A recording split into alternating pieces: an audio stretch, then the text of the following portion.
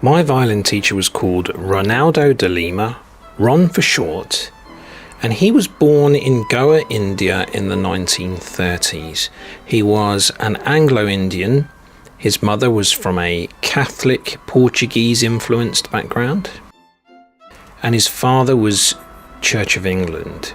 His father had spent time in the UK in his student years, and both his father and his uncle were huge Sascha Heifetz fans, and they passed this on to Ron.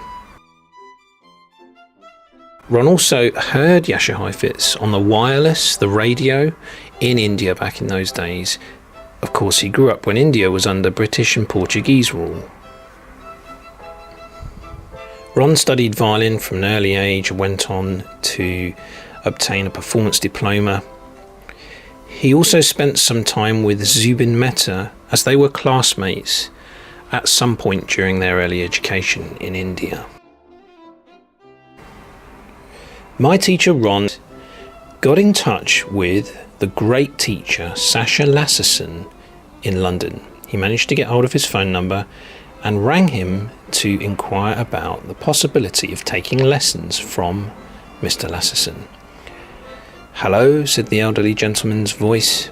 "Hello, Mr. Lasserson," said the enthusiastic Ron.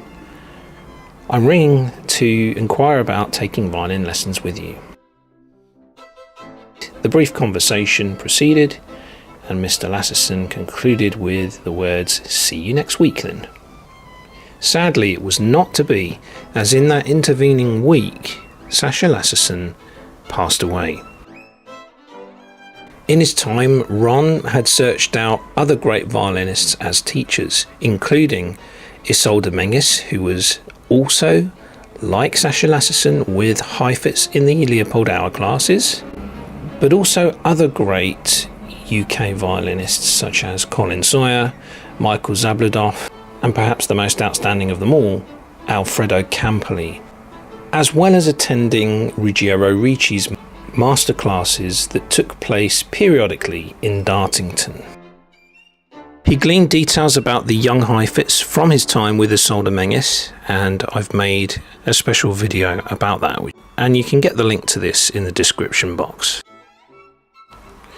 Ron was full of stories about the violin and was very enthusiastic, you could say passionate about the subject, and so as a result my lessons, when I would go to Ron after work, were often late starting because we would be discussing everything under the sun, but primarily the violin world.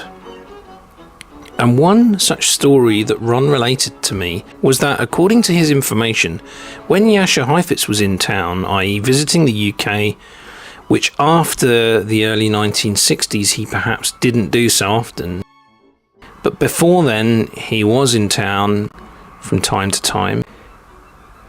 When Heifetz was in London, he would pop in to see an old classmate from Tsarist Russia days, Sascha Lasserson. I can't confirm for certain if that story is true, as Ron is no longer with us for me to double check on the details. But it's likely that it is true, and perhaps he got the information from his time with Isolde Menges. If it is true, could it be then that during the legendary transcendental recording of the Scottish Fantasy that Heifetz made with Sir Malcolm Sargent, during that trip that Sascha nipped in to see his old friend Sascha when he got a few spare hours in between recording sessions? Now, other than knowing that Sascha Lasserson was a student of Leopold Auer in the same class as Heifetz, therefore that he was a massively talented violinist, as he would never have made it into the class if he wasn't, that he flew somewhat under the radar, was happy to be a teacher, and settled for that way of life rather than concertizing and becoming world famous. And also, I get the impression that he was somewhat of a gentleman in the kind, gentle manner that he spoke to Ron on the phone during that brief telephone call. Other than that, I have very little information about Sascha Lasserson. There is, however, a biography on his life which is still possible to obtain. It's called Sascha Lasserson, Portrait of a Teacher, Reminiscences of Sascha by his pupils. So this book was put together by his pupils. It's now selling for a fairly hefty price, as it is no doubt a collectible item. But here's what we can read from Amazon. Sascha Lasserson arrived in London from Russia in 1914 as a violin virtuoso on a concert tour and remained for the next 60 years, becoming the country's most distinguished violin teacher. A remarkable product of Leopold Auer's legendary class in St. Petersburg, Lasserson studied with Auer longer than any other pupil, eventually serving as his assistant. In Britain, he became the embodiment of Auer's traditions and standards, passing them on to future generations. This book, a deeply affectionate and detailed portrait compiled by his pupils, presents Lasserson not only as a teacher but also as a man, artist, mentor and lifelong guide. It offers insights into the evolution of violin teaching in both Russia and Britain, along with fascinating glimpses into his esteemed friends and contemporaries from the renowned St. Petersburg Conservatoire. Included are examples of music annotated with Lasserson's distinctive fingering and bowing instructions, numerous rare photographs and an exceptional image of Leopold Auer surrounded by his legendary students, many of whom became world famous violinists. And I think it's fair to say that on the UK scene, some very high caliber students were churned out by Sascha Lasserson, who went on to have reasonably successful careers in the classical music scene in Britain. There is a little bit of information online about Sascha Lasserson. One source is an old blog on violinist.com from several years ago, in which a Heifetz student, Elizabeth Mateski, comes into the conversation and provides some gems about Sascha Lasserson. We'll come on to Elizabeth Mateski's comments a bit later on, and I'll leave a link to that blog in the details, of course. But another source that I located online was some information put together by Miriam Morris, a teacher of the viol, cello and piano, and a long-time AMEB examiner. She apparently is a distant relation by marriage to Sascha Lasserson, and so she refers to him as Uncle Sascha. Sascha was the most long-standing student of Auer, alongside such luminaries as Jascha Heifetz, Mischa Elman, Ephraim Zimbalist and Nathan Milstein. Was also Auer's assistant and was fondly known as one of the Odessa babies. There's nothing on Sascha Lasserson on Wikipedia, he's just not well known enough, but there is information on his students that make mention of him, the likes of Trevor Williams and Max Jaffa. So let's see what we can glean from the comments of Miriam Morris. Among his many concert appearances, the Glazunov Violin Concerto was of great importance to Sascha Lasserson, as he had performed it with the composer conducting. I do believe that Jascha Heifetz did also. Of course, Glazunov had an important position at the Conservatoire in St. Petersburg.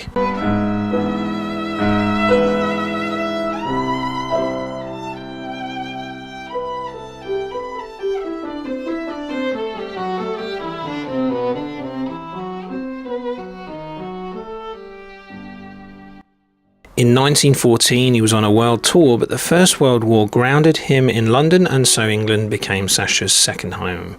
It was here that he met his future wife, Zelda, a relation of Miriam's first cousin Michael Lasserson. Sascha became the doyen of the Russian school of violin playing in Europe, and he taught many of the foremost post-war professional violinists in England.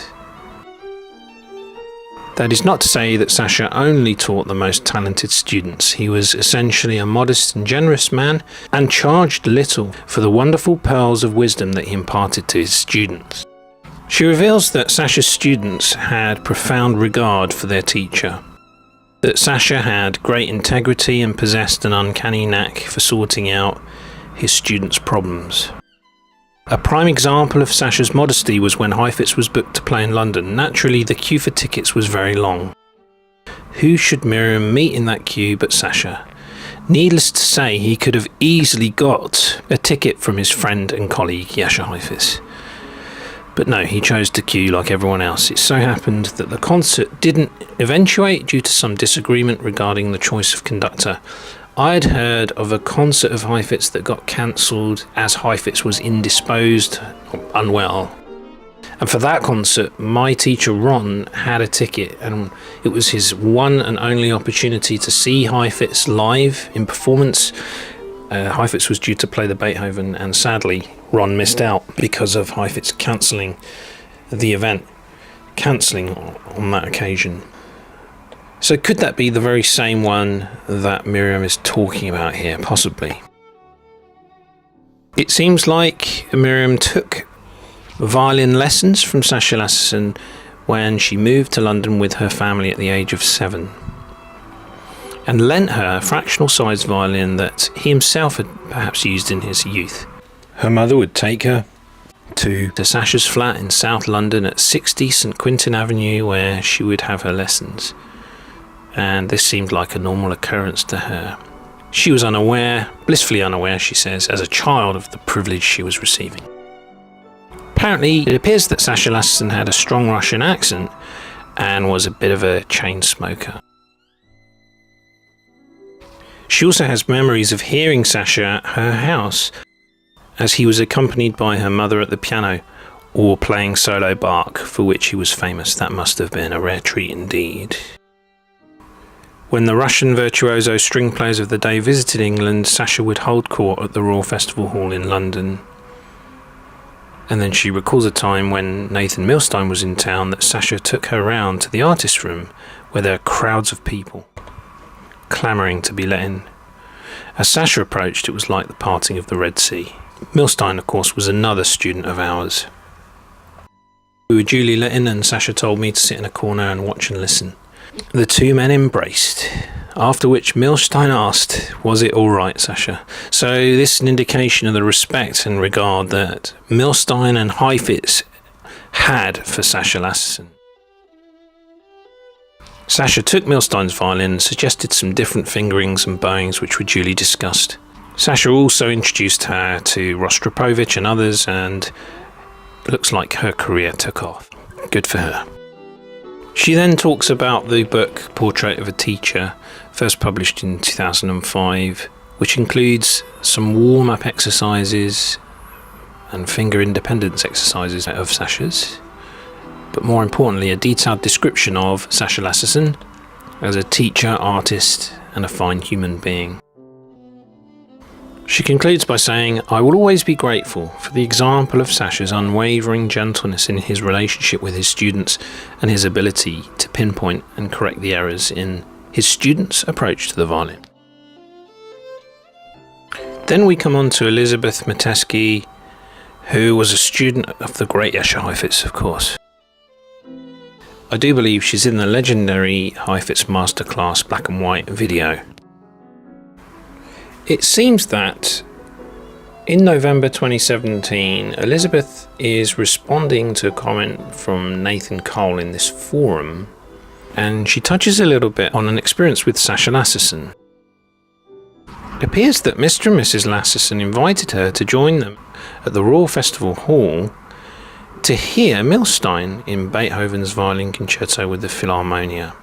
And Lasserson then also took her backstage to meet Milstein, where he put a good word in for her with Milstein. She described seeing warm Russian bear hugs being exchanged by Nathan Milstein and Sascha Lasserson. And then she got a handshake from Milstein, saying, "Mr. Lasserson tells me that you play Bach well. You must come round to play for me." True gentleman that he was, he kissed her hand and yelled across the room his telephone number, which she never forgot. 6 months later, she had the privilege of going round to Milstein's Chester Square home. When she met up with Heifetz back in LA, this is an interesting point. Heifetz said, "Liz, give my compliments to Lasserson. She says that Sascha, as he was known by virtually every major professional violinist in London and throughout the UK, was a wonderful violinist and the truly authentic assistant to Leopold Auer at the St. Petersburg Conservatory of Music during Auer's reign as the greatest teacher of Yasha, Misha, Tosha and Sascha. Now, interestingly, in Gershwin's song, I believe it's not this Sascha that he's referring to. He's actually referring to Sascha Jacobson, although for a long time I thought it was Sascha Lasserson he was referring to. So these are some nice little gems I found online about the great violin teacher, and another little gem that apparently once Sascha Lasserson, who studied violin alongside the young Yasha in Leopold Auer's fabled class, was once asked what Heifetz playing was like as a child. He thought for a moment and then replied quite humorously, he hasn't improved a bit. In other words, his playing was already legendary as a child and remained so throughout all of Yasha Heifetz's life.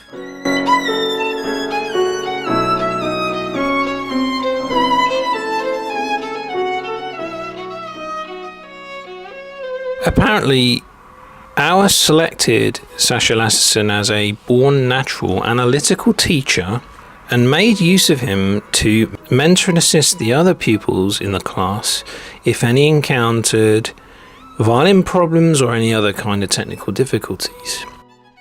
It was Sascha Lasserson who Auer would use to help the fellow students.